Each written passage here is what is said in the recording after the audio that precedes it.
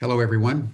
I'm Jim Garrison, and I want to welcome you to day 20 of Humanity Rising. Every day from 5 to 7 o'clock p.m. Central European Time since the 22nd of May, we have gathered voices from literally all over the world to share their experiences of how they're navigating through this pandemic that has gripped us all and put nearly the entire world into some form of lockdown. How we can take counsel together so that we can unite effectively enough to make a real difference in the post-pandemic world. And how we can share the solutions that are being implemented day by day by many of us, as all of us work together in some way to make the world more sustainable and more abundant, more resilient, more healthy, and more aligned with natural systems. We started, as you all know, with 10 days of Voices of Women, and then 7 days of Voices of Youth, in the conviction that women and youth need to be radically empowered immediately if we're really going to make improvements on the state of our world. Just imagine for a moment if women were in the lead in all of our governments and our organizations around the world till 2030. What a world we would have. The major focus of Humanity Rising started yesterday. That was when we started our business after listening to all these different voices. And the business of Humanity Rising is what we're calling strategies for change. The central issue that we have to address is how we actually make a difference. And yesterday we heard from a very distinguished panel. There were several points that came into very sharp relief. One was on the value of the darkness. We're in a dark time. And how do we use the energy in the darkness to heal, to empower ourselves, to be redemptive in the world? Another fundamental point that was made was that if we don't know where we're going and when we want to get there, we're probably going to end up somewhere else. So if we're going to strategically frame our efforts, we need a goal.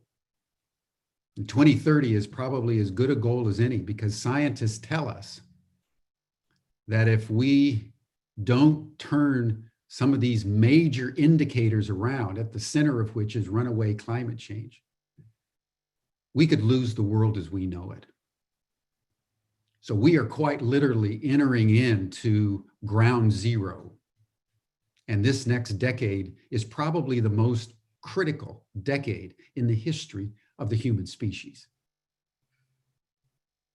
We were born for this moment. We're all here because of this moment.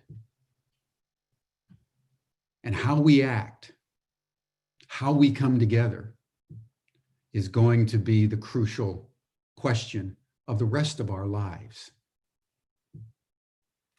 The funeral of George Floyd was yesterday. And in an extraordinary synchronicity between our conversation yesterday, while the funeral was going on in Houston, members of his family asked the same question we were asking. They said there have been thousands of actions, not only all over the United States, but around the world, individual actions of protest, calling for more civility and the end of racism. What would happen, they asked, if all of these actions came together? That would be enough to change the world.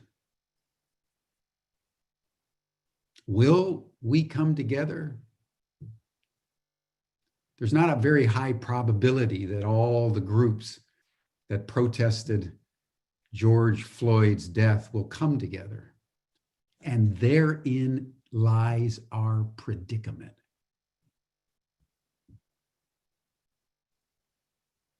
So we ponder grave issues, my friends, at this critical moment when the pandemic has put the entire world in the same conversation. So Humanity Rising will be convening every day, 7 days a week, for as long as the pandemic lasts. Because we want to create a global commons for people to come together with their ideas, with their events, with their visions, with their solutions, in the spirit of radical collaboration, so that we can actually make a difference in the world. There is no higher calling for anybody on planet Earth right now. So in this spirit of living into the question of our ability to enhance our strategic effectiveness, I want to welcome Peter Mary, our Chief Innovation Officer, who has been the principal architect of our Strategies for Change sessions as we get Humanity Rising rolling. And we will be continuing these dialogues over the next several months. So many of the speakers that you've been hearing at the front end of the summit will be reappearing in different combinations because we're trying to build a coalition here, a coalition of thought and a coalition of action. So thank you all for joining us. Peter? Yeah, thank you, Jim, and good to be here on day 2 of Strategies. Before I go into introducing the day, we'd like to do the poll as we did yesterday. So Georg, if you could pop up the poll around how confident are we that humanity is really going to rise? And then we'll do the poll again at the end and see how confident we are at the end of the talk. And that maybe if the confidence has grown, that's great. If it hasn't, maybe people have just got more realistic, which isn't necessarily a bad thing. So, but we're on whole systems change again today, but with a slightly different focus. Today, we're going to go into also dimensions of the whole system that maybe weren't touched upon yesterday. Some of the dimensions that maybe are invisible to many people, but play an incredibly important role in whole systems change, as we're going to see. So there's our poll results. Well, we're a bit more confident at the beginning of today than we were of yesterday. So maybe there's a gradual building as we go through. We'll see how it compares at the end. So I'm not going to say too much about that now, but with that little teaser to say the speakers we have for today are, and this is the order we'll speak in, Richard Barrett, and then myself, and then Hans Andeweg, and we'll finish with Marilyn Hamilton. So I'll introduce them as we go through, and if necessary, interrupt and let them know when we've got to 12 minutes. So we're going to start with Richard, who I've known for quite a few years and who has done incredible work really in making explicit the whole conversation around values in people and in organizations and the critical role they play in the success of our systems. And getting that conversation actually alive and relevant in our organizations is not the easiest thing that one could think of. So, many thanks to you, Richard, for that work and for the 13 books that you've put out, as we were discussing earlier today, to help us all navigate through these times. So over to you. What do you reckon we should be doing, Richard, to create the greatest impact as effectively as possible? Well, thank you for the question, and also thank you for the opportunity to be with you all. Yes, it's a great honor. So I want to begin, because 10 minutes isn't too long, so let me cut to the chase and begin with the central issue, which is consciousness. And what is consciousness? I've been calling consciousness for many years now. Consciousness in our three-dimensional material world is awareness with a purpose. And anything that is a living organism or an energetic organism, let me put it that way, is conscious in our three-dimensional material world. Now, it's awareness with a purpose, and the purpose of every organism is the same. It's to maintain internal stability and external equilibrium. If you can't maintain internal stability and external equilibrium, then you can't survive, and that applies to atoms, cells, organisms, creatures, human beings, cultures, and nations. And this leads me into the point that we've reached a level of instability where we have to do something. The instability is out there, but it's also in our minds too. We're very anxious. We are full of fears because of the instability that's surrounding us. And so, has this happened before? Yes, it's happened at least 5 or 6 times. We've been through 6 different worldviews since Homo sapiens began 200,000 years ago. For about 185,000 years, there was one worldview. I call it clan awareness. We all lived in hunter-gatherers, and then we expanded into tribe awareness, and that's because that way of life of clan awareness was no longer sustainable in certain parts of the world. And then tribe awareness, there was a big climate event which affected the Sahara and which shifted. Again, things became unstable. And so we moved into what I call state awareness. It was at the time of the Romans, the Greeks, etc., the Egyptians. And then again, that became unstable because it became so chaotic. There was, if you were a leader in those days, you get stabbed in the back. You just had to be careful about everything.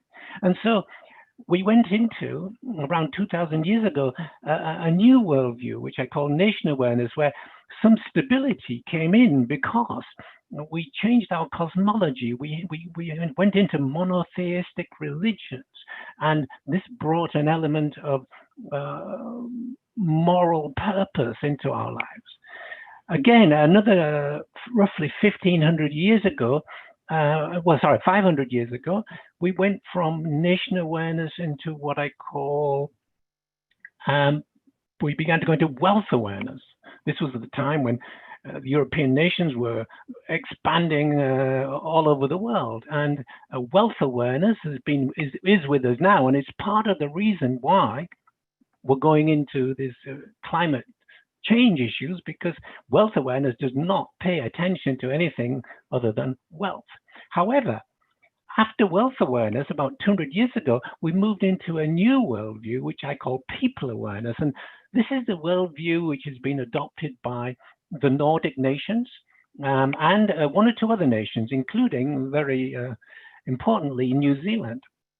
And so that's where we are now. There are 7 nations on the planet that are operating from people awareness, and there are about 9 nations operating from wealth awareness, and the rest are 28 to 30 from state awareness, and the rest are all operating from state awareness. Not a good mixture. And so something triggered each one of these shifts in worldviews. And we're about to trigger into a new worldview that even goes beyond what I call people awareness.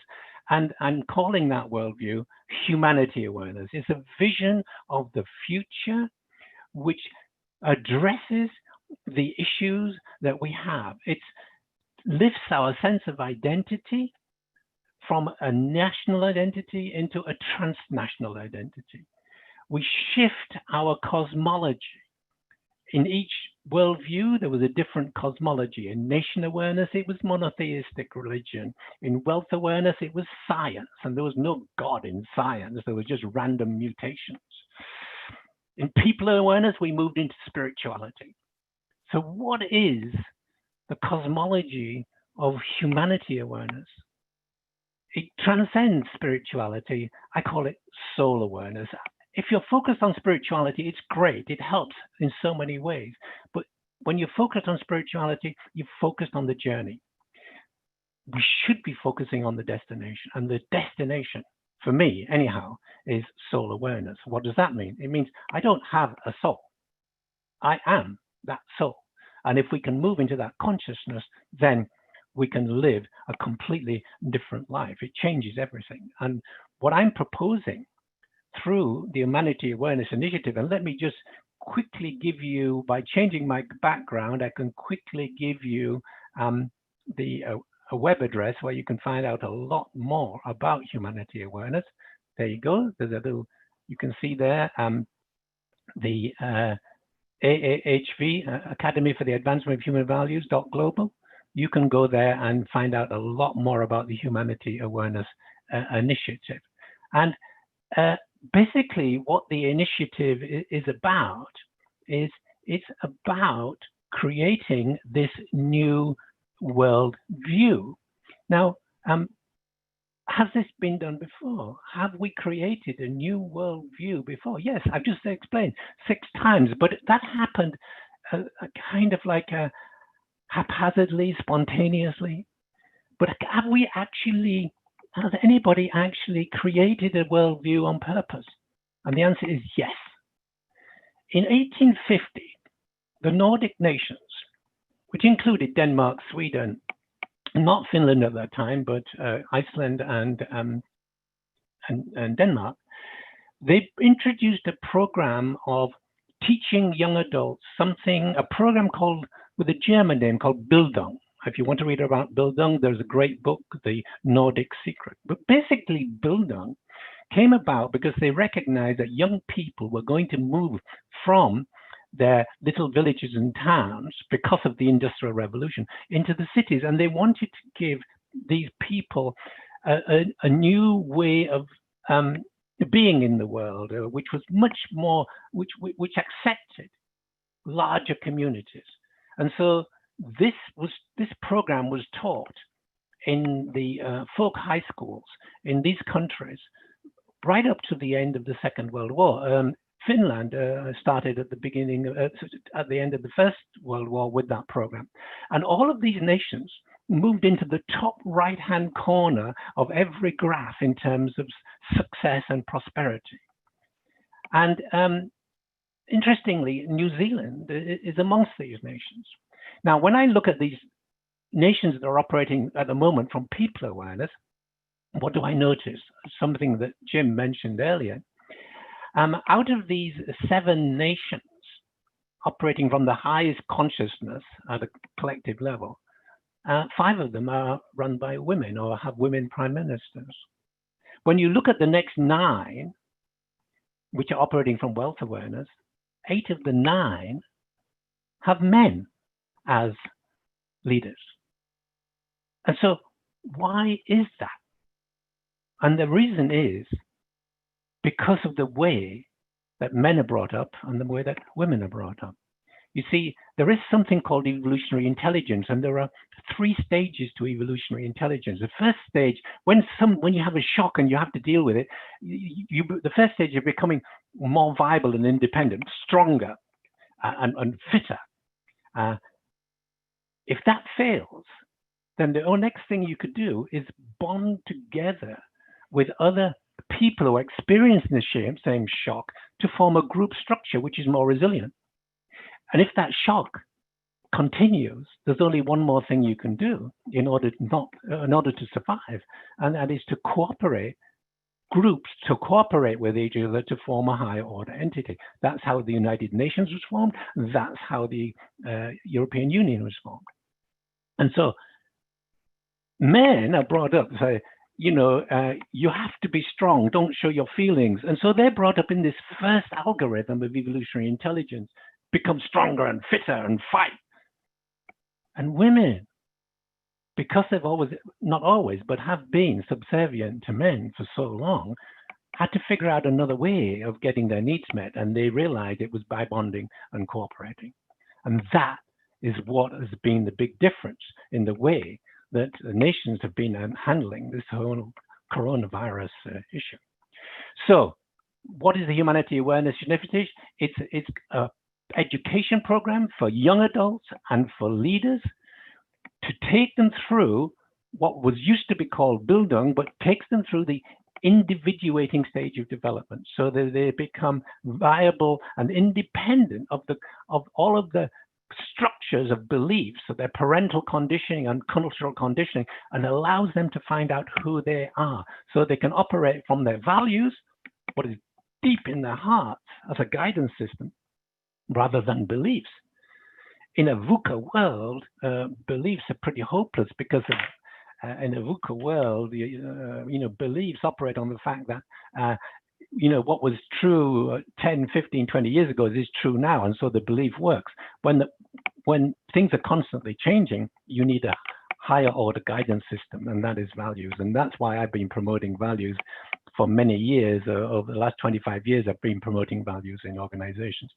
So yes, the Humanity Awareness Program is about creating a new educational platform for young people in order to take them through the individuating process so they can develop a transnational identity based on an evolutionary intelligence which says, let's bond and let's cooperate to create a better world. Thank you, Peter. Beautiful. Thank you, Richard, and right on time as well. Yeah, I don't know how I do that. Very good. Thanks. Yeah, so following on from Richard and this idea of these phases of development and the need to shift to another level, I think what I'm going to discuss and Hans and Marilyn maybe go into more detail is what does that actually imply? What does that look like when we, from an assumption of interconnectedness, we approach this question of effective whole systems change? So I'm just going to share my screen here. Okay. And for me, the reason I started to explore this is I've always been interested in a way, what are the acupuncture points that would enable us to make the greatest possible change with the least amount of effort, not out of laziness, but because of the time that we have and the effectiveness we need to have in this work.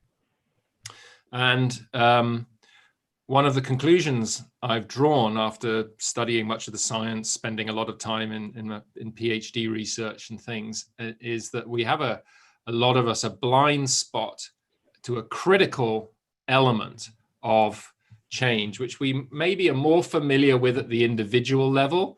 Like we may accept that there is energy work to be done individually in terms of Reiki and other practices, but we haven't yet really learned what it means to do that at scale with organizations, collectives, large pieces of land. So I want to talk about why that is important and the way I see whole systems and the interrelatedness between different parts of them. So an understanding that we have what I would call the material architecture. So the stuff that we see around us, the results that we create, the things that are in a way easy to focus on because we can see them. And then over the last, decades, I'd say, we've collectively developed an understanding that there's something we might call a relational architecture. So working with the relationships of people in organizations and systems, and realizing that if we can get those relationships to work well, then the material stuff tends to manifest more gracefully. So think of things like Theory U and those kind of processes that enable us to build relationships between people and systems. Well, encompassing all of that is what I call the energetic architecture. So the space between people and things, where information is literally coming into form, in formation, and how we can work with that, and a realization that if we learn to work in that dimension, then the relational and the material tend to self-organize in the same way that if somebody's healing an individual, they don't go into the body and manipulate the body. They remove the stress and the blocked energy from that person's system, and then the body knows what it needs to do itself to heal itself. So can that work at large scale? And the way I understand and try to explain that dimension of reality is like the light spectrum. You know, we accept that we can see only a small part of the light spectrum. We also accept there's a whole other part of the light spectrum that exists that we can't see. And essentially what we're talking about is reality being one spectrum where the energy and information becomes dense at the center, that where we can actually see it, but where that reality extends out into more subtle dimensions where the information and energy is less dense, but it's there that the future in a way is being formed. That if we can start to influence and work with the energy and information fields that are influencing the probability of something manifesting, then we have a chance of creating a really positive impact. So one of the projects that has been ongoing for a number of years is the Global Consciousness Project.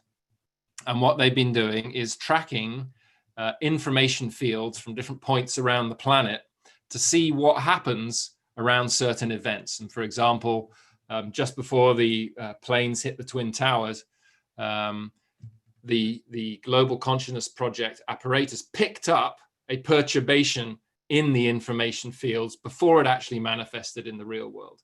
And when I checked their site today, they had these graphics up around the George Floyd events. And so that red straight line across the top would be where this other wiggly red line would normally go if things were happening randomly. So if there wasn't any perturbation, as it were, in the field. And what you can see is around the murder on May the 25th, how the field intensified as people learned about it and got upset about the event. And then another one they had up there was on June the 1st, this Lafayette Park event was where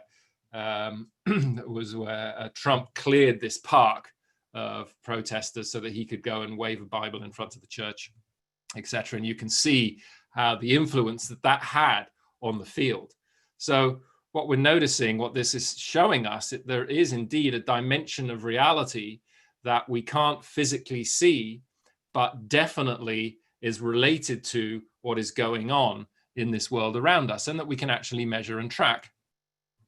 Another piece of research that I found extremely interesting in this area was what Bob Yan and Brenda Dunn did at Princeton University. For 28 years, they researched how human intention affects otherwise random events.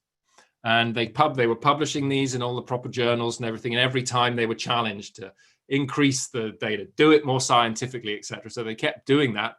And the results they got in the end, which showed beyond statistical doubt that human intention affects events around us at a statistically significant level. Of the chance of that being chance was 1 in a billion because of the amount of research, amount of studies and everything they've done. So there we are. We're the science and the research is out. The conclusions are there. We now know there is indeed a dimension of reality that exists beyond this physical world. We also know that we can influence it through our consciousness and intention. So when we accept those two aspects of reality, what does that mean for how we engage in things like whole system change? Now, Hans is going to talk more specifically about the work of ECOintention, so I'm not going to go into that, but there are indeed ways that we can consciously work with the energy and information fields of large-scale systems to increase the probability of them being able to evolve and respond adequately to the challenges that are around them, particularly as the complexity of those challenges increases. And I want to focus on just one aspect of that work. One of the things I've noticed in doing that work and reading the work of others in this area is this seeming relationship between a desire to change to something different into the future, and a need, if you're going to do that, to go deeper and clear up any traumas or blockages from the past. And the image I got is like a tree growing up. If it wants to put its branches higher, it has to sink its roots deeper to be able to be stable in that whole new dimension. And as we sink our roots deeper, we encounter stuff from the past that we have to work through. And this was the theme that came up yesterday in the session about, Jim referenced at the beginning, about blockages and darkness holding potential energy. So in the work I did around this is how I described it. When you've got this tension field between the seed, the present, and the potential into the future, at some point there's this impulse for the system to grow. It wants to move to its next level. As the system reaches up, it's opening to greater consciousness, as it were, greater awareness, and you could say more light, more awareness comes in to the system. As the light comes in, it enlightens the shadow. So as more light and consciousness and awareness comes in, it shines light on stuff that had been in our unconscious that we need to see and be able to integrate in order to have the energy to be able to take the next step.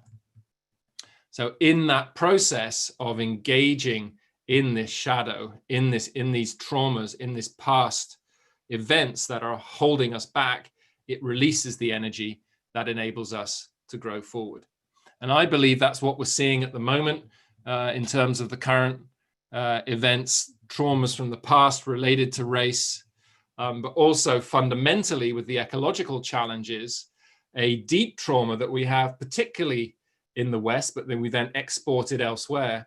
When we moved in terms of Richard's phases of development, when we moved from an experience of the earth and the world around us as one, a precognitive experience, so just a direct experience of being as the earth, and we made that step of individuation where we differentiated ourselves out for it to be me and the other. And in a healthy development, you would have that differentiation, and then you would wrap around and re-embrace the previous stage. But for some reason, what happened, particularly in what's now the industrialized world, is we transcended, but we repressed. So we seem to be so afraid of the forces of nature or of the earth that we went into this attempt to dominate it, came out with these religions inspired by great spiritual insights, but landing in this context of fear, essentially, and we cut ourselves off from the head, and we demonize the body, we demonize the feminine, we demonize the earth. And that's why we've managed to go on this crazy journey of development and exploit the very planet that we are a part of to the extent that our survival is potentially no more viable. How could we have done that if we hadn't forgotten that we are ourselves actually the earth? So the greatest trauma that I believe we have to address right now is that split that we created.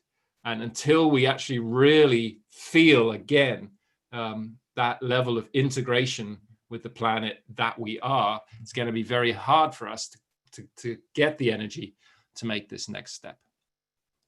So, and that is what's going to give us access, I believe, to working more consciously with these kind of energetic dimensions. So that's my piece for now. And I'm now going to move on to Hans. Let me just stop my sharing here. Hans Andeweg, who taught me much of this. Hans has been a complete innovator in this world of making very practical tools you can use to work with the energetic and information systems in large-scale nature, as well as in organizations and things. And I'm sure he's going to tell us some of the story for that. But I'm very grateful, Hans, for everything you and your partner, Rijk, have done to make this accessible to people in the world, because I think it could really be something that's going to help us to navigate through these times. So welcome, and over to you to tell us some of the story. Well, thank you very much, people. Really moves me hearing you saying this, and also thank you for your wonderful introduction, and also for the invitation. Also, thank you, Jim, for your introduction. But right, exactly on the spot.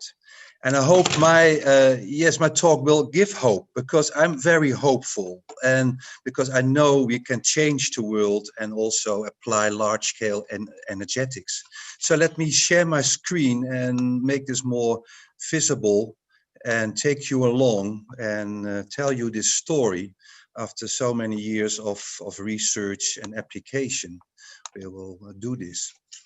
So when we look at our beautiful blue planet, and when we zoom in, we can find molecules and atoms. That's the building blocks all through the universe. They are there. But you move in further, then this is what you discover. This is not something spirituality, this is quantum mechanics. Matter exists of 99, and then you count the nines, and that's the only matter of discussion, how many nines are there. It's space. So when you zoom in further, then we see this space is not empty.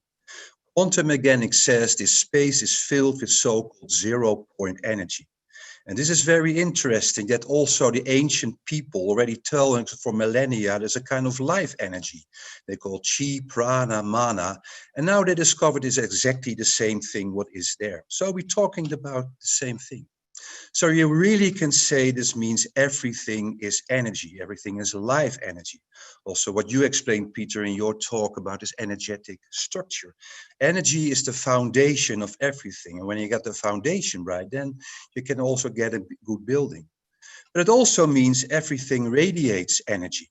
So you can say more in spiritual terms, well, everything has an aura. Well, yes, you can say so, but this aura is something you can perceive quite easily. When you rub your hands a little bit, and we do this education training, it's already people can feel in a few moments. You can feel your own energy rubbing. And then you can perceive there are layers. So it really shows itself in layers. You can even do this together. You can just stand in front of each other, and you can perceive those layers again, and making it more intersubjective. So it's not something subjective, but you can really exchange this. And what we recently discovered, even through the screen of your laptop, this is possible. It's incredible what's all possible. And then we go into practice, because it's possible to perceive also the energy in a room or in a field, because everything is energy, and the more there is, the higher the radiance.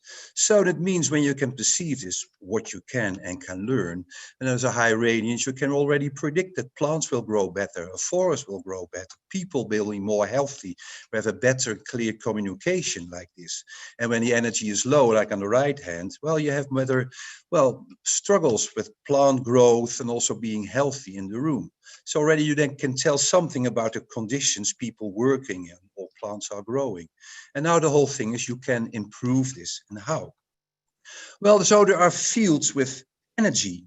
We also have to distinguish energy from information. So we also have fields of information, so-called morphic fields. They've been described by Rupert Sheldrake in his books, and you find some applications by Bert Hellinger, we all know from his family constellations, also applying those morphic fields. And we know from the morphic fields that they, based on similarity, that everything has its own morphic field, its own field with information, what happened on a certain spot or in an organization, but also the scripts for a future development. And this is what we discovered. And there is similarity. So also a floor plan or a picture is similar with the 3D world. It's also resonating with this morphic field. So you can get access by this antenna over your resonator, your plan. You don't even need this. You can also image one. There, the whole thing of the intuition comes up. Because most of the discussions all go about our intellect, what we just developed quite well the last few hundred years. We also have an intuitive part, but mostly forgotten. And opening our intuition and imaging something, you can really have immediately access to any morphic field wherever on the planet, because this is not local. So you are all telepathic. We can access to the field, and then you can see what you can do with it. Because with this image in your mind, you can connect with the field, perceive what is there in information, but you can also put in a purpose or say an affirmation, what you want to achieve. You can feed the field with this information. And from the heart, you can connect the 0-point field energy. And together with your intention and attention, they generate a formative force. And this formative force shows to be one of the primal forces in creation. You can call it the yin force or the feminine formative force in opposite to the more masculine expansive force. But it shows that this formative force is in fact the strongest force in the whole the universe. It's mind over matter. You can even draw it in this way, like a kind of wheel that is moving on to its destiny. And there are two forces in the wheel. The blue one is this formative force going to our inner world, from subtle matter to grow matter, connecting with matter and coming to existence and showing itself and going out again. Well, developed certain principles for energetic guardianship. You can teach anyone what we also do in organization to apply this. And I won't go in detail to them, but at first it starts all going to your inner world, relaxed concentration. The consciousness of the whole you are managing, leading, because everything you can have awareness of the whole, and you have a feeling for what is going on, meaning you're connected with your heart, you can charge with energy. And this is extraordinary. So you can really charge it and really lift it up. Of course, you have to also need expertise on the matter. That leads to realistic goals. That is already helping to connect with the future, leading there. But then the whole thing comes where we also talk, it will also work when you transform your burdened past. And this is interesting. When you study this, you can even predict when that comes to the first surface. And everything happening now, it's, well, something that needs to be seen, wants to come out before we can go forward. So this is the way how we apply this in organizations. We work globally, many organizations, teaching CEOs doing this. And I can really say it works, and I will show you the results later. So it can be that there are very large inhibiting forces from the past. There are many things that happened, even in a country, that are blocking the wheel. Also, people having a lot of stress, psychiatry, but also from the 4G and the 5G. Most of the time we forget this, the impact. And then we can use with other techniques. We can really take this aerial plan, and we can make it, we call it a holon. And this is amazing. We work with large-scale national parks, but you can really take this ground plan and really make it small, a few inches large, and you have it on an A4. And this is really connect you with the whole field. And by the field, but also when you study nature and many of our systems, well, they all have problems at the moment adapting to a changing world. The trees, but also, you know, the companies change in market. And the problem solutions, what we discovered, they're all stored in the morphic field, connecting. But when there is a new problem, this problem solution is not in the field, because the system has no experience with the new situation. So we need something new. Well, look at the present. And then one of the most exciting discoveries we did, and which also makes me very hopeful, that the problem solutions for our current problems are stored in fields that resonate with very ancient symbols, with mandalas, with the Sri Ranta. You can also work with colors. So the whole question is how to download those problem solutions in the field of our trees, or plants, and whatever. And that is where man comes in, called an ECOintention practitioner, but anyone can do this. But the whole thing is you have to be connected with your heart, stay in a coherent state. If you're not, you have a troubled mind, then you're not really open-hearted, able to connect by your intuition using the pen or your image with the field of the forest.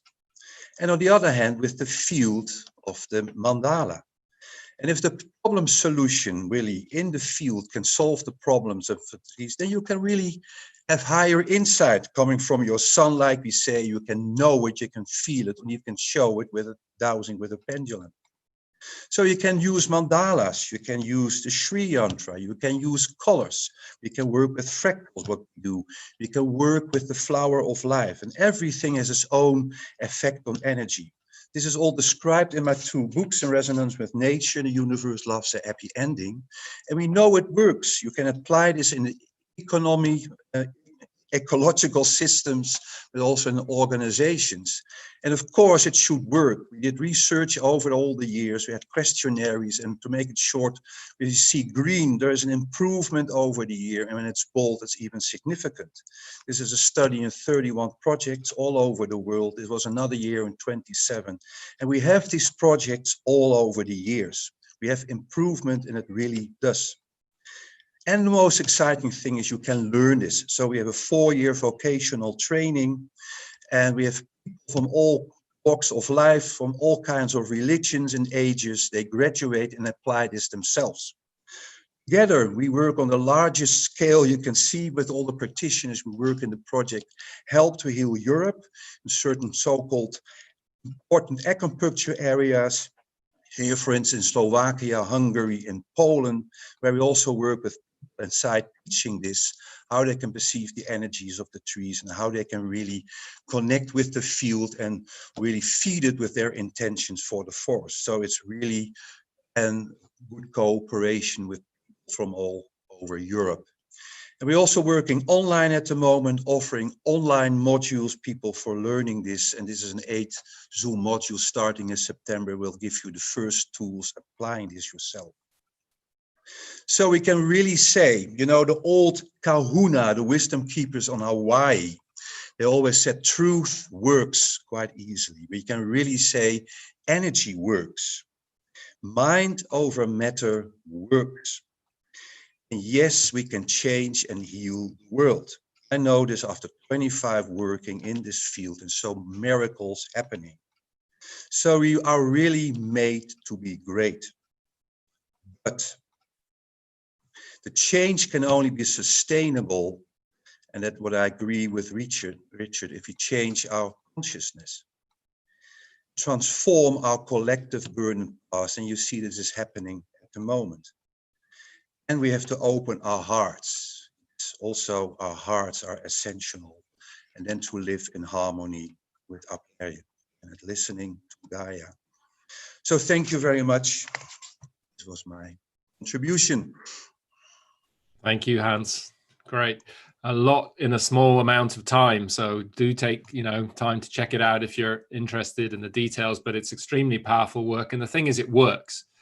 So we can actually learn to work with the energetic and information fields of large scale systems. And what I noticed, having tried working, like puzzling together 20 different organizations to solve big problems, more at the relational level, it's so complex.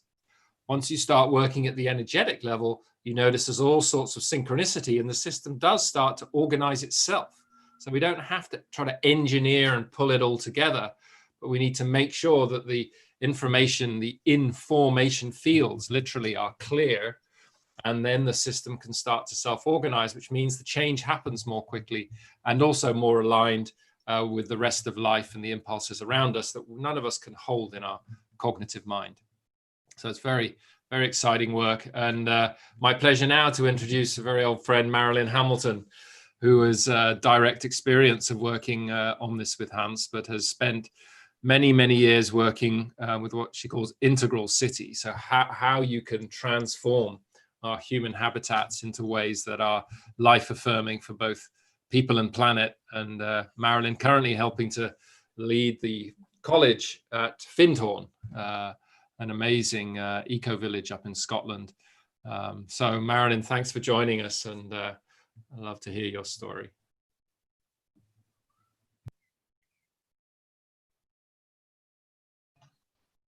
Thank you so much, Peter. It's just a real pleasure to be here and to be with 3 people who have been my guides and mentors in many different ways.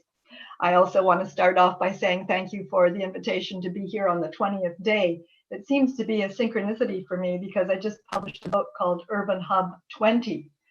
And the title of it is Accelerating City Change in a VUCA World. So I have been, as you say, Peter, working with cities for a number of years, decades. And I've been very lonely for quite a long period of time because I very early on realized that cities were complex adaptive systems. They were living systems. My career started working with the development of individuals, and then leaders, and then teams, and then organizations, then sectors and communities. And then finally, I was asked to look at the city. When I at first considered that invitation, I thought that that's not really something that I can possibly do. My husband builds cities, I work with human systems.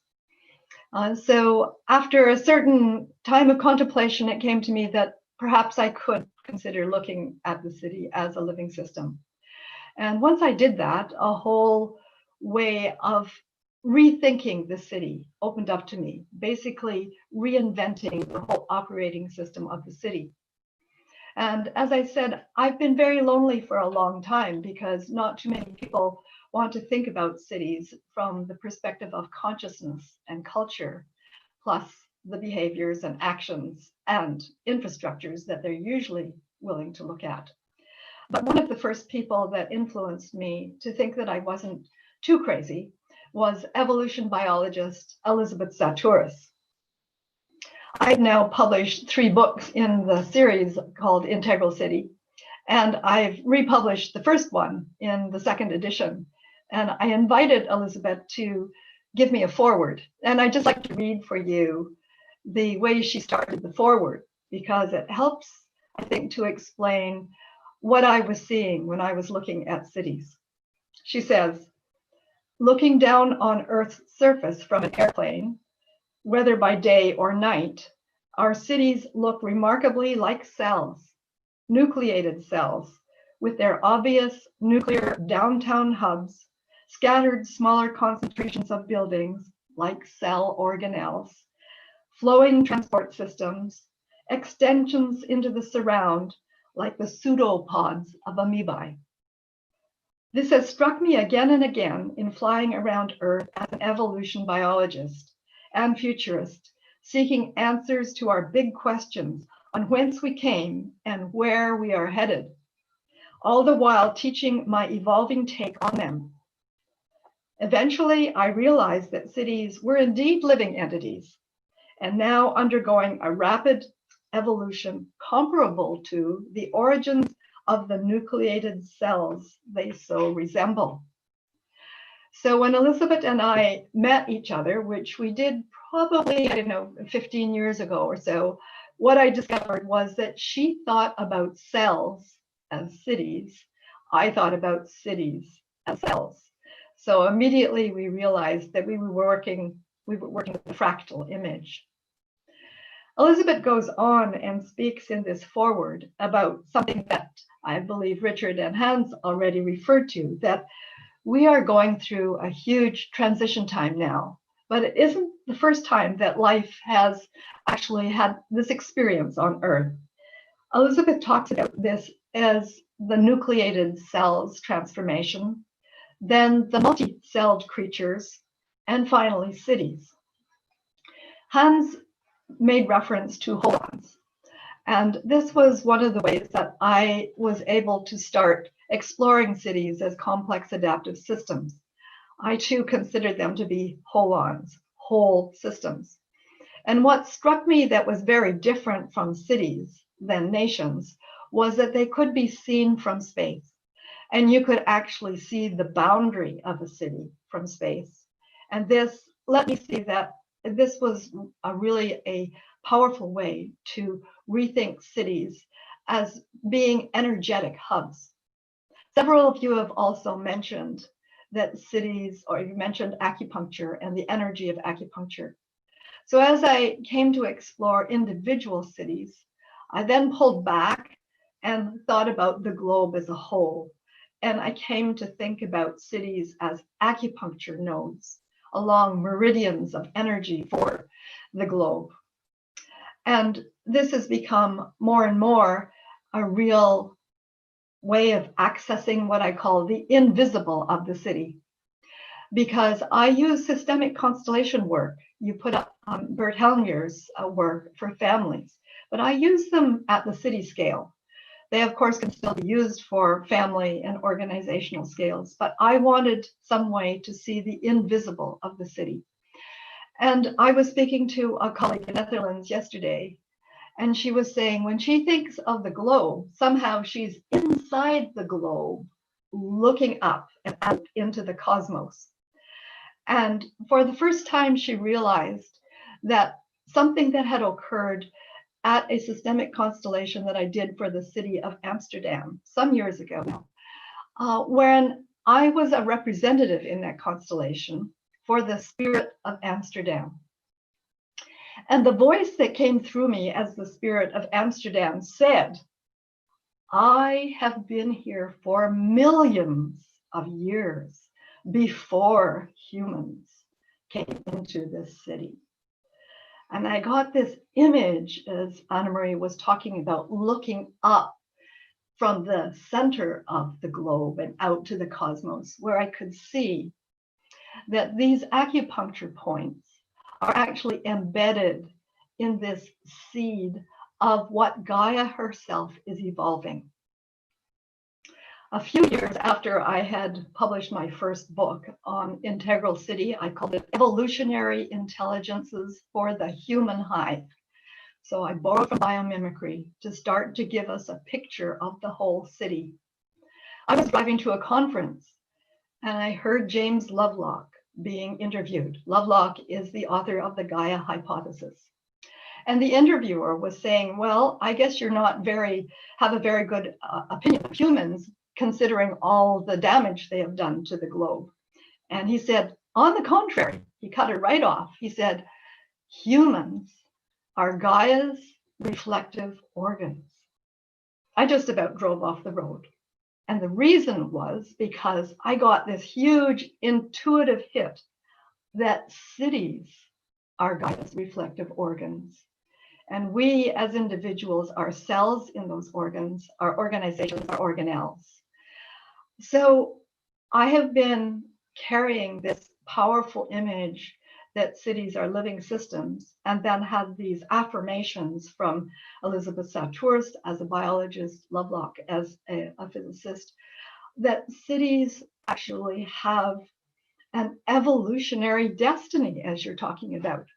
It not only astonished me to hear Lovelock say this, it gave me an incredible sense of personal responsibility. That if I have been evolved by Gaia for a purpose, it's time to wake up and live that purpose to as great an extent as is possible. So my purpose has become to try and give a whole new way of thinking about cities as Gaia's reflective organs. In the process of doing that, the wonderful fractal patterns that you're all referring to kept recurring for me in looking at cities. So seeing that it's possible to consider that the city has an evolutionary purpose. What could that be to become Gaia's reflective organs? How could we get there? In the last chapter of that first book, the intelligence I talked about then was the evolutionary intelligence. An evolutionary intelligence is the impulse that has brought us into being. And as I came to try and understand how do we live out that impulse, something that I had heard in another incident where we were going through a great quest as a globe way back when we were trying to think of were we going to survive Y2K, I came to learn, and I think it was actually from somebody from New Zealand, a high school principal who said to everyone on the first day of school, look, we only have 3 rules around here. The first one is look after yourself. The second is we'll look after each other, and all together we'll look after this place.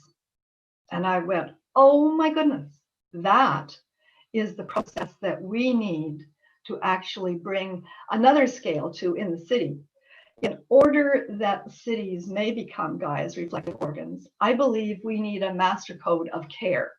The master code of care says we must care for ourselves so that we can care for each other. Together we can care for our places, and all together we can care for the planet. This master code of care is very powerful too. It has its own life. In the fall, I happen to have the honor to be in Oroville, which is the city that is based on Aurobindo's integral thinking. And Aurobindo believed that we needed a karma yoga. And when I read that in the beautiful institution they have there dedicated to his work, I went, I'm very sure that karma yoga for the city is this master code of care. And I actually have brought that into my own practice, and I share it with others to do. At the beginning and the end of every day, I ask, and how will I or have I cared for myself? How have I cared for others? How have I cared for my place? And how have I cared for the planet? It sounds simple to say, but it is a reminder every time that I speak and practice this karma yoga that I think it's a much larger calling. This, in fact, could be the core process, the core way of governance of our cities. Because when I look at all of the traumas that are being created through living in this VUCA world, in order for us to find a way through that trauma, we are going to have to find a governance system that basically allows us to take into consideration how we care for ourselves as individuals, how we care for each other, and how we care for our places so that we can care for the planet. If we go back to those acupuncture points that I believe every city represents in Gaia's energetic systems, then we need to ask this because the answers to those questions are going to be, since we're in a complex adaptive system, they're going to be localized. And this brings us then to understand that we are an evolutionary calling from Gaia, even from the consciousness that I believe is the basis for our whole universe, for our cosmos. And I'm reminded how powerful it is to think of the Jude Currivan's holographic cosmology, which basically says, think cosmically, feel globally, act locally. This feeling globally, I believe, is the care calling that really matters for how we live in our cities. I was just at the Integral Europe conference, and I heard many of the leading experts and scientists there talk about something that's been spoken here today, and that is the science of the heart. We've talked about the soul and the spiritual calling of the heart, and we've often thought that that was very esoteric. But in fact, if I had one of Hans's graphics here, we could see that the heart is the organ from which all the rest of the body emerges. So it is primarily of great importance to the functioning of everything we become developmentally as a person, as an individual, as a leader. And it also matters how we express that care, both internally and externally, in a system that holds all of these different scales at once in the complex adaptive system of the city.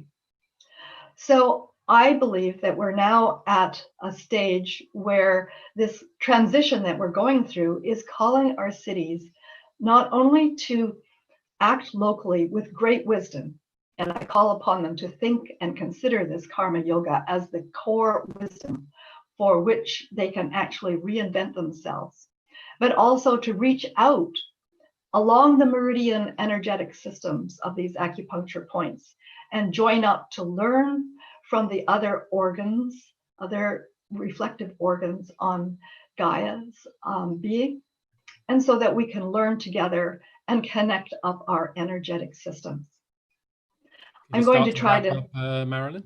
I am. I'm going to wrap it up right now by saying that one of the ways that I borrow this wholeness image is from Rumi. So we'll start with a quote from Elizabeth Sahtouris, and we'll finish with a bit of an adaptation from Rumi. And I say, out beyond the smart city, out beyond the resilient city, lives the integral city. There is a field. We call it the knowing field. We'll meet you there. Thank you. Love it. Anyone who can adapt Jalaluddin Rumi, Marilyn, is someone to be listened to. Thanks, Jim. Thank you so much. Wow, everyone. I think this panel has kind of blown the lid off of our deliberations so far by moving way beyond the human-centric realm in which most of us spend most of our lives into the relationship between humanity and the larger ecosystem. So I really want to acknowledge it. If we're to save ourselves, we have to, as Peter said, understand that fundamentally we are nature. We are the environment. We are the earth. And we've taken a certain trajectory, and strangely, and I would like the panel to comment on this. Strangely, we're the only species who seems to have lost its way. All the other species seem to be naturally, organically, symbiotically in harmony with the natural systems, except humanity. Why? Would love to have your comments. And the other side of that why is, how do we find our way back home? How do we find our way back home?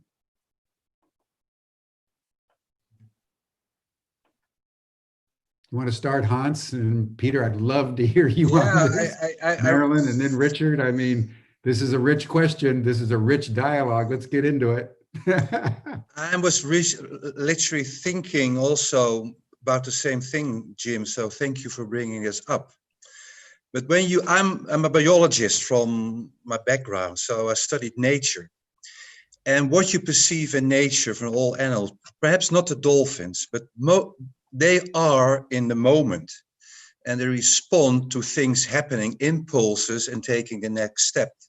So if you really want to learn, want you to be on the path and from one step to another, that's you can learn from nature. But men, we are the only creatures who can travel in time. We are aware of the past and we are aware of the future.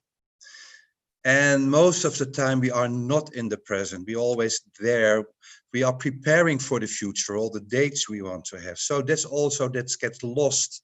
We lose our being present and being connected with the moment.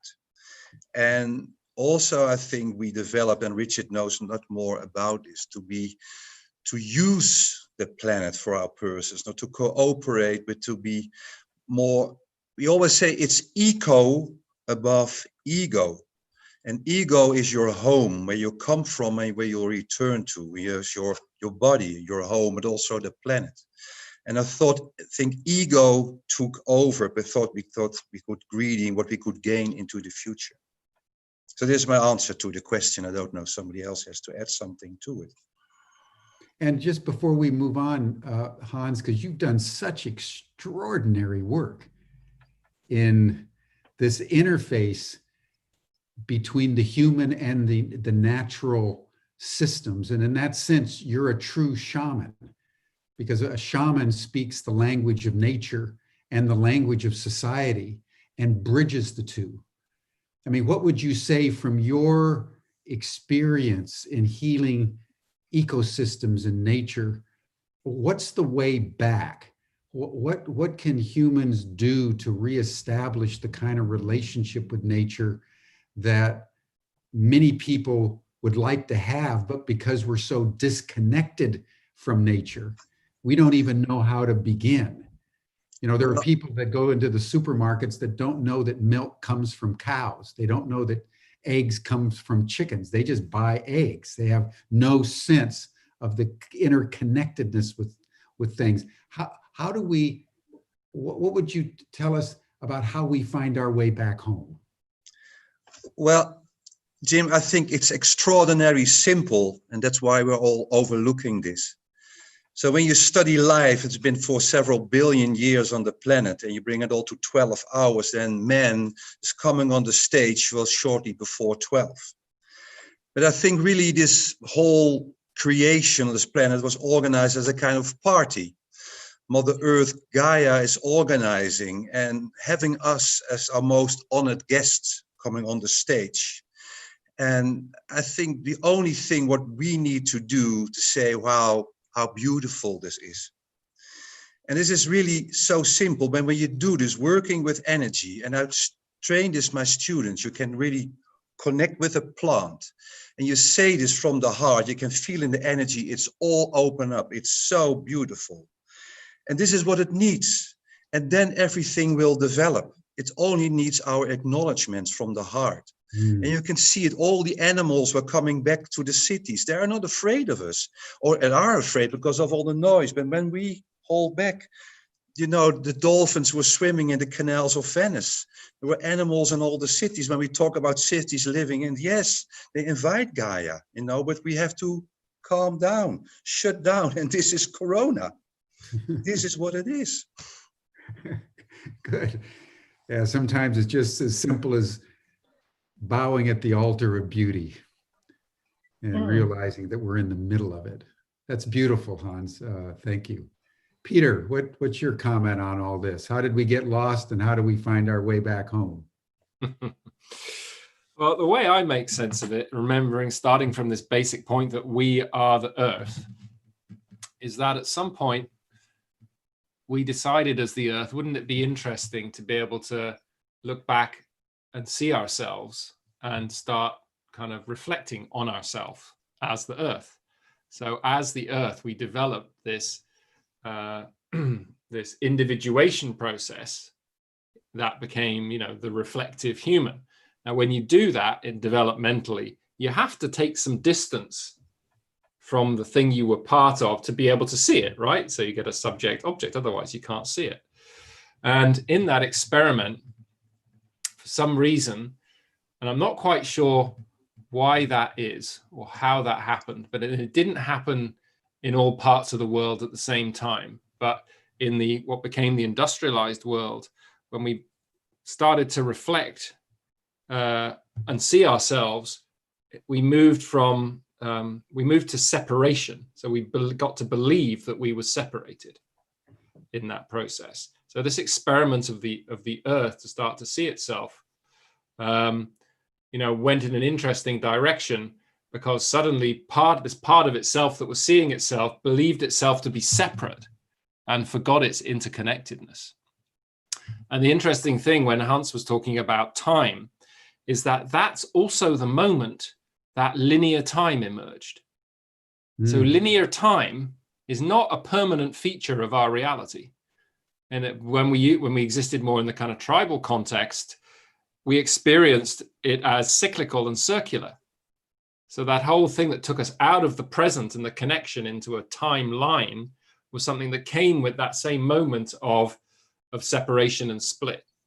Ken describes it beautifully in Ken Wilber in his book Up from Eden, how that split happens. So I think that is, and somebody said it really early on in the chat, we feel it in our gut. And I think what we need to do, and this is the opportunity Corona is giving us, is to slow down and start to feel the pain, firstly, of that separation, of that, my God, you know, we've forgotten that we're the Earth. I mean, that's fundamentally such a painful realization, I believe that it's only something, again, and that's the heart level, that's going to enable us to relax back into the container of the earth, and remember that we are the earth, allow ourselves to be held again. What we've been doing is we've been running away. It's like a child who's done something wrong. You know, when kids do something wrong, they won't kind of stand still in front of you. They'll keep moving and they'll keep talking really fast about stuff and everything else, because they're trying to get away from the truth of what they did wrong, right? And so that seems like at a macro level, that's what we've been doing. We've been going crazy, making all this stuff in the outside world, running away from this fundamental pain and trauma of our separation from who we basically are, which is the earth. And that's what's enabled us to create the pain, create all the stress around us. The work which I've encountered that's been most effective of that has been the deep ecology work of John Seed, who developed that with Joanna Macy, what they call despair and empowerment, or the work that reconnects. That really creates space for you to connect, because we all feel it somewhere, and we feel the pain, but we feel immense anger as well at ourselves. So to create space for those deep emotions around that trauma that can then releases the energy that enables us to actually go and do something about it. So it's ritual, you know, it's precognitive, the solution to this. We can't think our way out of this split. We have to go back into the body, into the heart, into the pain, into the trauma, and allow that to start a healing process. I think I don't see another way around it. Beautifully put. Beautifully put. Thank you. Marilyn, how would you answer these two questions? And then Richard. Thanks, Jim. Well, I look to the honeybees as my teachers.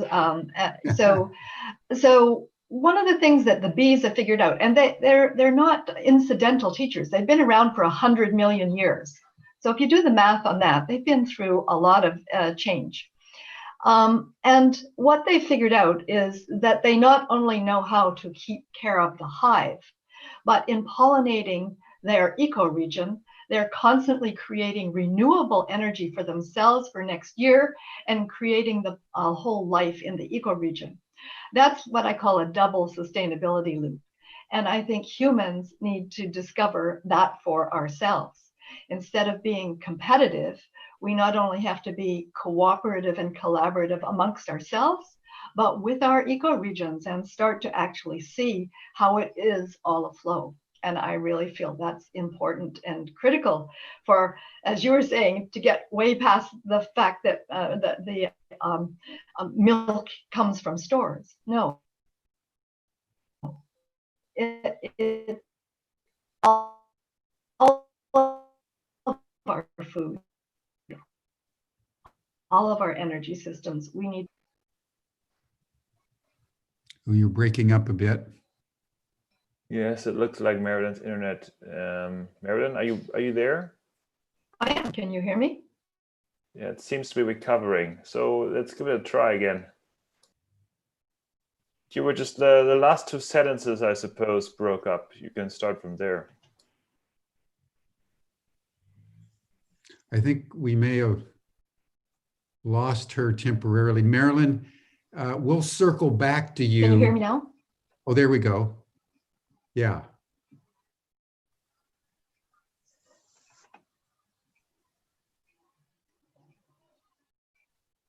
I think what we'll do is go on to you, Richard, and then we'll circle back to Marilyn later. And as you answer the question, I was fascinated by your notion that there's sort of a differentiation among countries now, with the ones that are dealing the most effectively with COVID are the ones that are motivated around well-being. And as it turns out, most of them are being led by women.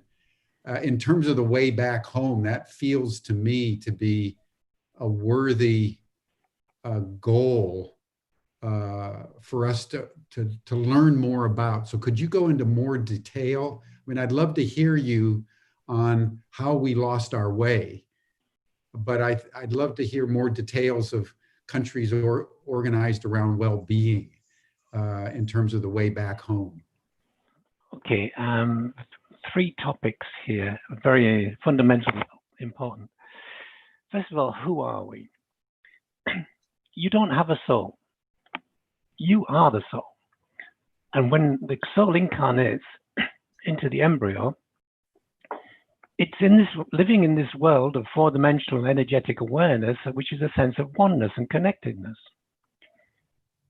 As the reptilian mind-brain forms, which keeps care of the homeostasis of the body, even in the womb, the soul begins to feel the sense of separation. And once the baby is born, that separation really becomes more and more energetically apparent. Now, the soul is coming from a love field, and it's painful to be in separation. And this is what Peter was talking about. It's painful to be in separation. So the soul creates the ego, it's a psychic entity, as a buffer to prevent the pain of separation. Now, the ego takes its job really seriously, and it learns how to survive and feel safe and feel secure. But it learns during a period when the reptilian mind brain, the limbic mind brain, the reptilian and the neocortex are all going through emergent learning. We don't have a fully functioning brain until we're like 22. So everything we learned in that period gets that hardwired. And all the trauma gets hardwired. And so we then have to move through the individuating process, which is recovery of the soul and self-actualization, recovery of the soul. And to do that, we have to deal with the pain, the fears, the trauma. And we have to master them in order to find our way back. And then we recover the soul. So in the 7 stages of personal development, which I developed many years ago, that central stage of individuation means I let go of my parental programming, I let go of my cultural conditioning, and I find my way home back to who I am and my values, which lie in my heart. And then I open myself up to the desires of the soul, which are threefold. 1, to self-express. 2, to connect. And thirdly, to collaborate, to contribute. And if you look at kids, they're very close to that, but we lose it. It's all taken away from us. So the way back is to become conscious. And what does that mean? To become conscious, first of all, means to be aware of the impact that our behaviors and actions have on other people in the world around us. Secondly, to become aware of the impact of our thoughts and beliefs have on our physical mental health. And thirdly, to care about the impact of our behaviors on others and the earth, and care about the impact of our thoughts and beliefs on ourselves. And that is the central program that I was talking about in Humanity Awareness Initiative. I call it individuation. That is the way back. And so now, let me link back to the nation question. Because in evolutionary intelligence, there are 3 algorithms, and I wrote about it in my last one book. Becoming viable independent, bonding to form group structures, and group structures cooperating to form a higher order entity. The whole of evolution is explained by these 3 algorithms. Men, as boys, are really taught the first algorithm: be strong, become viable independent. As I mentioned earlier, women, because they've been suppressed by men, had to find other strategies. They actually took on board the evolutionary 2nd algorithm, which is bonding to form group structures and group structures cooperating to form higher order entity. And so these women are at the 4th stage of development. These leaders of these nations that I was talking about, they've individuated. They bring this approach, which is, how can we work together? How can we bond? How can we cooperate to create a better world? Whereas the men, and I'm not all men, of course, you know, I mean, or I'm just talking generalizations here. We got locked down into our strength, which is being strong and forceful and powerful. And women didn't have that opportunity. So they evolved much more rapidly than men, and that's going to be true for the future. So yeah, I measured the consciousness of nations. I've been doing it now since 2014, 2016, 2018, 2019, by looking at 17 global indicators, which are all well known, looking at all of the data from these 17 indicators, and then adding it all up together and finding a global consciousness index for 145 nations and measuring that index over all of that period. So I can tell you the most conscious nations on the planet. I can tell you, which at any point in time, I can tell you not only the most conscious, but at which stage, which level of consciousness they're most conscious. So I can, for example, in the USA, rank something like 90 or 100 in terms of level 2 consciousness, which has to do with safety, whereas in many other respects, it ranks much higher. And so we can actually measure the evolution of consciousness of nations through the government systems that are in place, which are controlling those nations. And the government systems that are in place, if it's a democracy, represent the average level of consciousness of the nation. So a democracy elects a leader who represents the average level of consciousness of the nation. Donald Trump, for example. New Zealand elects a leader who represents the average level of consciousness of the nation. And that's the individuating, the fourth stage of development. Whereas Donald Trump, many others, I won't single him out because there are lots of them. There are Putin, there's all sorts of them. They're still coming from the third stage of development, the differentiating stage. They never learned how to individuate and self-actualize. And so that's the key. That's the key to the future, is to individuate and self-actualize. Prior to that, the fears of the ego rule. After that, we release those fears, we embrace the soul, and we become one and present like all the other creatures.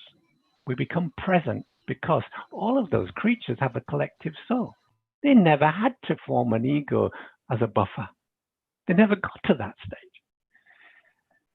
And that's what we have to do. Wow, thank you. Thank you. I appreciate that. I'd love to, maybe at a later date, Peter, we should have Richard back just to talk about this analysis of nations.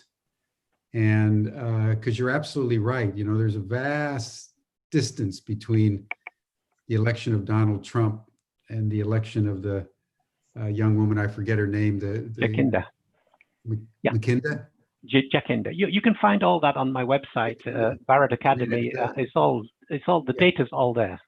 It's worth contemplating because if we're going to make it by 2030, we have to start reflecting deeply on these notions. So thank you so much, Richard. I'd like to circle back to Marilyn. I don't know whether Marilyn, your internet's okay. But I'd love to have you finish what you were saying, first of all, and then touch on Richard's point about the evolutionary, I would say, superiority of women and men, because that would enhance this notion that we've been affirming in Humanity Rising, that the empowerment of women in leadership is no longer just a good idea for cultural and sociological reasons. It's a matter of national security. And as a woman, I would love your comment on Richard's presentation. And then also I'd love to hear you talk a little bit more about the codes of caring, because as a pathway back home, this whole notion of caring. I mean, if you're bending down at the altar of beauty, as Hans said, you just naturally become more caring. So I just love to hear you. Well, let's hope the internet connection allows me to respond to those multiple questions. Are you hearing me okay now?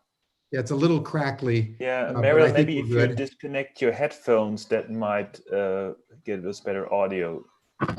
Let's see. Is that better? Let's see, maybe it will stop the Yeah. crack. I think you're okay. Is that better? I can stop the video if we need that extra boost as No. well. Go ahead, go ahead. Okay, so when I was cut off before, I was talking about the wisdom of the honeybees who have been around for 100 million years, and I think they give us an example of how we need a double sustainability loop. That is something we haven't even come home to. We need to go on to, and that is not only to learn how to sustain our human hives, our cities, but also to contribute to the well-being of the ecoregions and thereby the whole planet. When you start to ask me about the question of women, I'm going to be provocative here. Does anybody know what the gender of the beehive is? It's all female. I've always thought that was a very interesting evolutionary strategy. Usually people do not want to touch it with a 12-foot pole, but it may be that Richard is bringing forward an argument that the human species may evolutionarily be on. But be that as it may, I would like to actually comment on Richard's stories that he told about the Nordic strategy earlier, because I think the nations that he's pointing to that have these higher capacities of care come from the Nordic regions, and/or, as he points to, New Zealand. They're smaller nations. They tend to have been much more homogeneous than the large nations and our megalopolis cities, which have all the cultures of the world in them. We can't go home because our homes are where we've come from into the cities.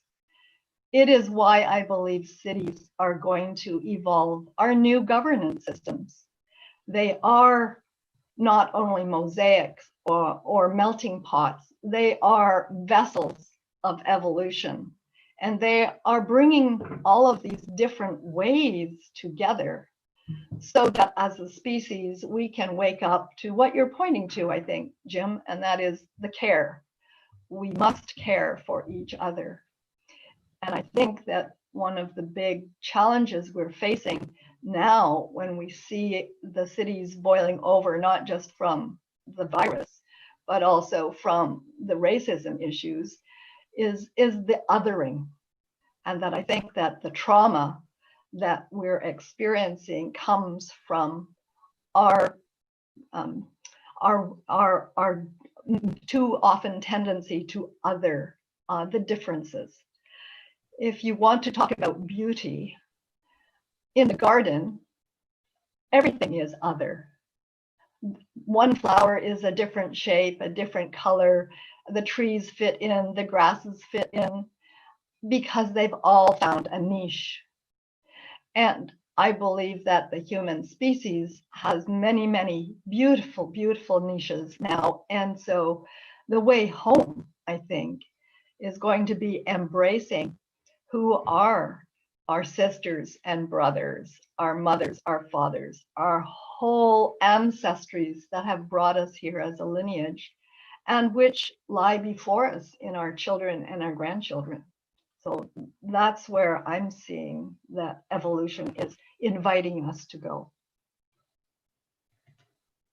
Beautiful, beautiful. I And just just, correct one thing. Sorry, Jim. Go ahead, Richard. Yeah, the number one conscious nation the year before last was New Zealand, and this year it's Switzerland. Neither of these nations are homogeneous. New Zealand has a large indigenous community. It has brought people in from many different places. Switzerland is 3 different languages. So I'm still thinking about to what I used to say the same thing, that it must be homogeneous in order to have a higher level of consciousness. I'm not sure that's true. It's more true to say that the population is individuated and self-actualized rather than to say it's homogeneous. And that's the conclusion I've come to. And I think, Richard, you're right, and thank you for correcting me about that. I didn't mean homogeneous as only one expression or one representation, but when we look at the large cities, London, Paris, Toronto, Tokyo, especially in the West, our cities have over 200 languages, 200 ethnicities. And this is an enormous heterogeneity that we've never had to cope with before.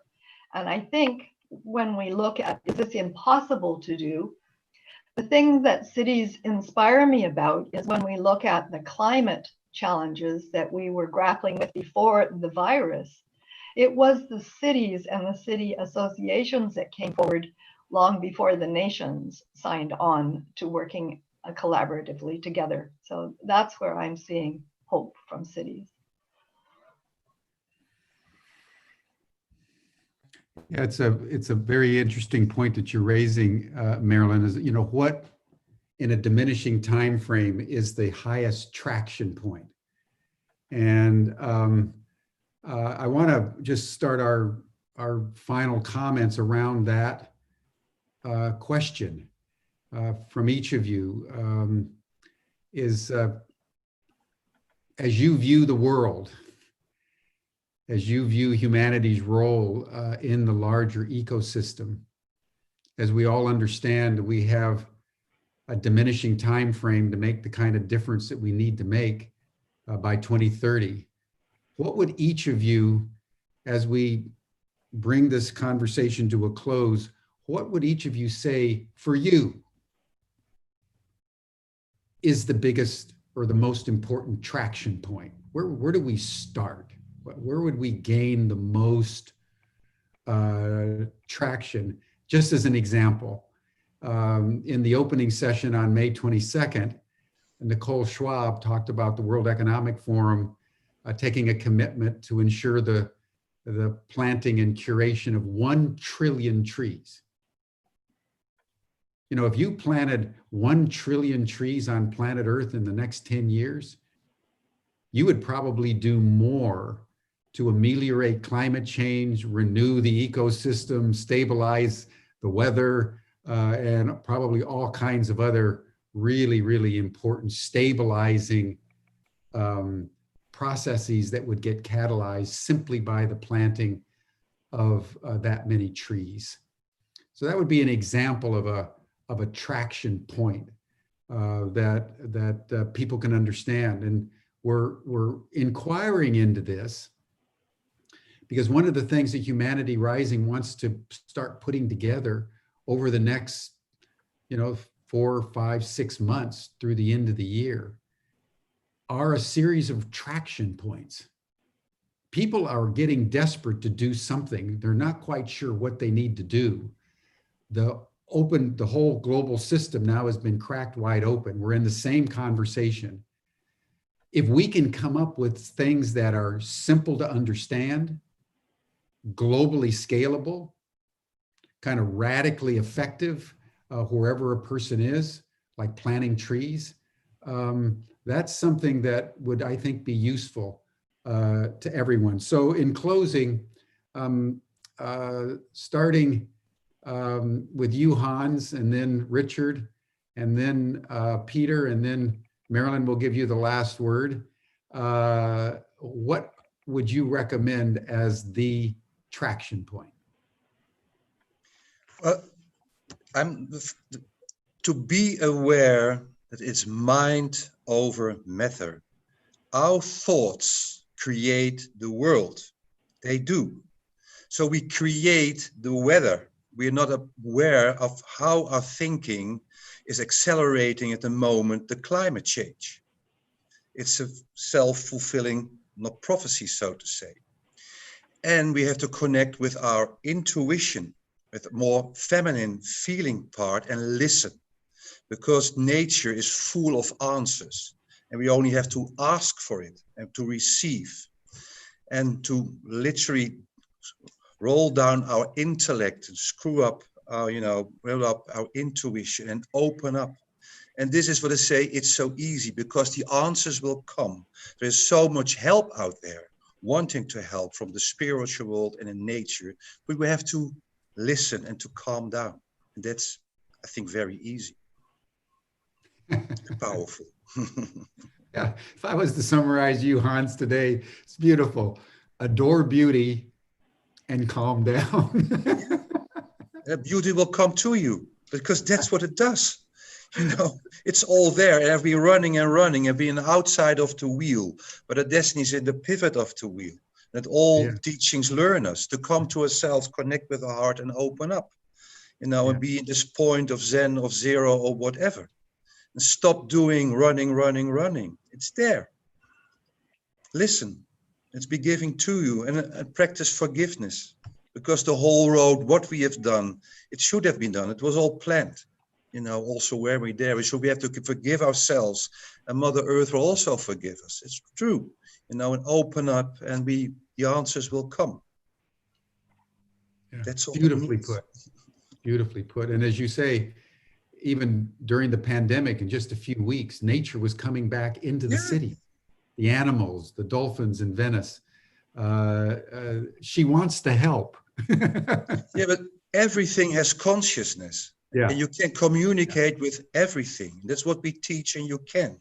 And you can make this into subjective, because I can say, well, the tree said something, but 10 people go to the same tree and come back with the same message, then there must be something there. And this is what it is. You can teach this, you can learn it, and you can apply it. Yeah. So we can open up and listen also to the spirit of a city. How does it want to evolve? That's possible. And then you get completely new answers and new programs, and you work together in cooperation, and you raise your consciousness. Yeah, beautiful, beautifully put. Thank you. Thank you so much. Richard. Well, I've been thinking about this for you.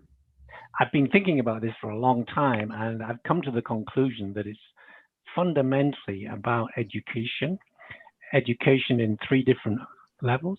First of all, bringing up children in a way that allows them to recognize that they can express their soul desires, which is self-expression, connection, and contribution. So change the basic education system so that children are brought up to recognize the values of who they really are. So secondly, to work with teenagers and young adults who have been through the first 3 stages in the situations where they find themselves, and now need to let go of their fears and individuate and self-actualize. So that's humanity, another part of the Humanity Awareness Program. And then next stage is to work with young leaders and leaders generally, to help them recognize that they have to move through the individuating stage, let go of their fears, find out who they are, so they can self-actualize and become fully who they are. So for me, it's all a matter of ego-soul dynamics and bringing that whole concept into education at all levels.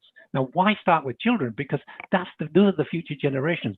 Why go all the way to teenagers? Because these are the ones who are coming up and having a need a voice and want to feel happier. I mean, the trauma for young people these days is terrible. And, you know, so we give them hope. And so we can give them hope by recognizing that, helping them to individuate and self-actualize, and so that they become responsible, accountable for their lives, and they get a deeper understanding of who they are.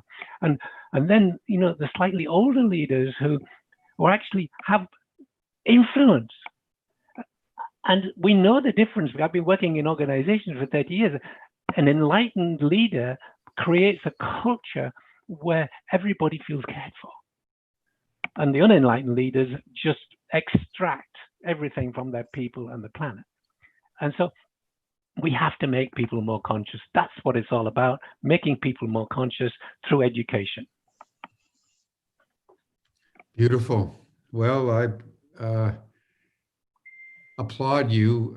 That's what Ubiquity University was founded to bring into the world, was, you know, a new mindset, new skill sets, new tool sets, so that we can equip our young people for both how they can navigate increasing hypercomplexity, a pandemic being just one example, but there are many that are, so all the trains are coming into the station at the same time, and then how they can come together and solve global challenges within the context of the UN Sustainable Development Goals and an appreciation of the larger ecology in which we all find ourselves. So education is a crucial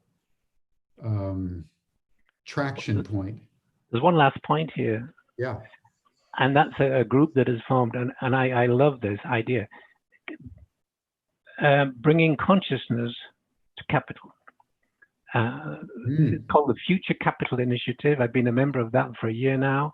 And the whole idea is to rejig all of our economic and financial systems through higher consciousness.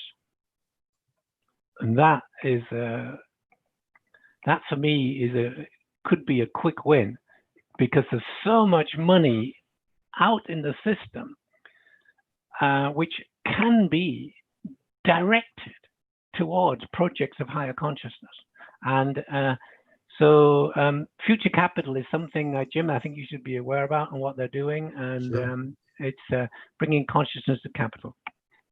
Well, and Richard, if there's some particularly articulate person that's involved with future capital, the founder, Lawrence Ford, bring them to my attention. We could do a whole panel on that, because you know, if what you're saying is true, that underneath the nations governed by well-being is wealth, if you can change the consciousness at that level, exactly, you know, there's some traction. Exactly. I'll put you in touch, and Lawrence will be very happy to come and do this with you. Yeah, beautiful. Thank you. Thank you so much. It's always a pleasure, Richard. Peter, where's the traction point? Well, I think the place we want to end up with is people being able to be and show up and interact in the way Hans and Richard have described. Fundamentally, knowing that we are the earth, and that indeed all life around us has language, and we need to kind of get off our ego trip believing we're the only ones who can speak and speak to each other, and learn to listen both to the rest of material life and organic life around us that we can see, but also the dimensions of reality that we can't see. But I'm pretty convinced that we'll only get access to that, to what I call promise, when we have dealt with the pain. And I think we have a real collective process to go through around the recognition of the pain we feel about our sense of separation from the earth. You know, essentially, how can we come to terms with the fact that this mother that actually created us, that we've decided to ignore that fact and go and exploit her for everything we can, without any sense of honoring of this very body that we're a part of. I mean, it's insane. And it's deeply painful when you actually get people to sit down and connect to it. There's an enormous trauma there. And it's when that is recognized and seen that you notice people come to rest. You know, Hans was saying to slow down. That slowing down happens when we're actually able to feel ourselves belong somewhere again in this place.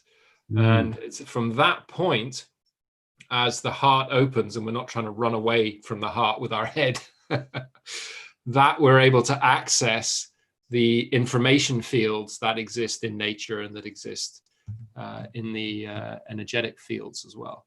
So it's like the tree. It's going to go hand in hand. We need to get to the promise, and we're going to have to go through the pain at the same time, and that at all levels, you know, in our education systems, because whatever we try to do in the world, if we're not connected at that level, then we're just going to create more of a mess, you know, because we won't be listening, right? We won't be listening to the rest of life. It'll be a human idea.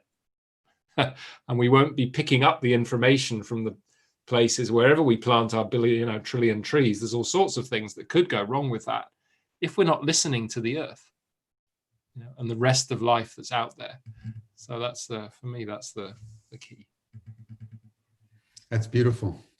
Learning the language of nature. We learn French and German and Chinese and English and various languages. And how could we start in our schools, Richard, learning the language of nature? Hans, you could teach us a lot. Peter, you could teach us a lot about learning the language of nature, communicating with other species in an intelligible, meaningful way. If we could do that through our educational systems, just think of what a world we would be. It would be. It's possible, Jim. It's all possible. Yes. Yeah, come on. Yeah, let's start. It's all there. So, Marilyn, give us a final word on traction and maybe a little more wisdom from the bees. Well, I'm glad that you mentioned that, because I live in Findhorn, Scotland. And when we're not socially distancing, I go to the bee meditation on Tuesday afternoons every week. So this is the place where nature did respond to the consciousness that was brought to just starting to grow their own food. So I very much believe that it is possible. I'm a radical optimist, so I really do believe that the combination of the care, the karma yoga of caring for self, both internally and, as Richard's talking about, as soul, so that we can care for others, care for our places, and care for the planet, that we actually teach children that as their karma yoga for the day. This is how we start the day. This is how we finish the day. I also believe that Peter is very right, that we do need to go through the cleansing process of coming face to face with our karma, with the karma of our trauma.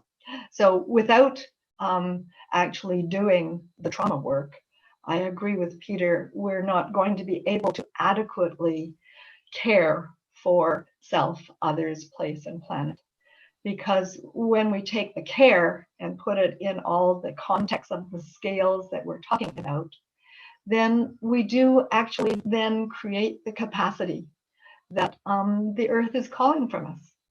So I think that we need to be able to call the individuated, actualized people, which I tried to do with my book Urban Hub 20, because as you're doing here in Humanity Rising, when we can ask these questions, there's energy for us to follow. And that is always my first precept when I look at how to work in a city. Where is the energy? And let's follow that and amplify it. And everybody can do that. I think we can bring together all the voices of the city to do that work every day. So that's what I would say. Beautiful. Beautiful. Well, Marilyn, Richard, Hans, Peter, this has been an extraordinary conversation. This, I think, for me, on the 20th day, has taken us to the place where we should start our strategic discussions with an awareness that we are of the earth. We are earth. And somehow we lost track of the plot. And I think the points that have been made about the necessity, Peter, of going through the pain back to the promise, I think that's very important, to own our grief for what we've done. And I think George Floyd is a microcosm of all the reasons why we should grieve. And I think, Hans, you've made an extraordinary contribution with your notion of the simplicity at base for right relationship with the earth. Simply honoring the beauty of what is, and in honoring the beauty, falling to your knees and in humble supplication, simply calming down and entering the now and being of service to the larger whole. I mean, that is a beautiful, beautiful statement, and I just want to acknowledge it. And Richard, your deep insight into the history of consciousness and the tonality, in the end, whether it's grief or it's beauty, appreciating beauty, it's about consciousness. How do we now put consciousness on the anvil and crack it wide open? And we know from what you're researching that there's some countries that are just sort of naturally rising to that next level of caring. And women are in the leadership. And I think it's important to note that they're very diverse countries in different parts of the world. And it made me think of, you know, the extraordinary research of Paul Ray around the cultural creatives, that over the last 50, 60, 70 years, there's been a group of people that have just naturally emerged as more conscious, more aware, more ecologically sensitive, more spiritually alive without being tied to religious dogma, more sustainably oriented in the way that they presence themselves in the world. And it's a beautiful thing that there are now countries that are electing leaders that the average person is representing at a higher level of consciousness. So, I mean, if there's one point of optimism that I've drawn out of the discussion today, I think you contributed that. And I just want to acknowledge that and thank you for it. And then Marilyn, I just, the way you talk is so beautifully, almost mythopoetic about the cities as cells and cells as cities and what we can learn from the bees.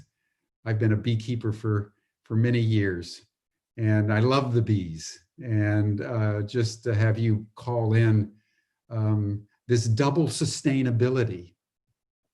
It's not enough for humanity just to tend its own little habitats. The job, as the bees teach us, is to tend to our own habitat, but tend to the habitat of the ecosystem within which our habitat is embedded. So that meta guidance, as it were, I think is a beautiful way to draw everything that we're contemplating today to a close. I'm deeply grateful for your contributions, and this has been just a very profound second day of dialogue about how we can enhance our strategic effectiveness. Tomorrow, we're going to contemplate the question of how do we interconnect the different aspects of global transformation. I've just identified 4 tonalities from the 4 speakers. Tomorrow, we're going to try to connect some of the dots. And so I want to invite you to join us once again. Again, it's 5 o'clock to 7 o'clock p.m. Central European time every day on Zoom. And you can continue this dialogue. If you have anything more that you want to say, the chats have been brilliant today and so alive with each speaker. Thank all of you in the Zoom audience that have been chatting. And I want to thank the 10 or 15,000 people that are watching on Awake TV and all the other social platforms that are viewing this dialogue. It's all been recorded. It'll be uploaded onto our Ubiverse, up on our YouTube channel. Awake TV has recordings. So you can come onto our platform and continue the dialogue with blogs and videos and just commentary that you would like to contribute to this extraordinarily rich and profound conversation. So thank you, everyone. We'll see you here again tomorrow. Goodbye for Humanity Rising.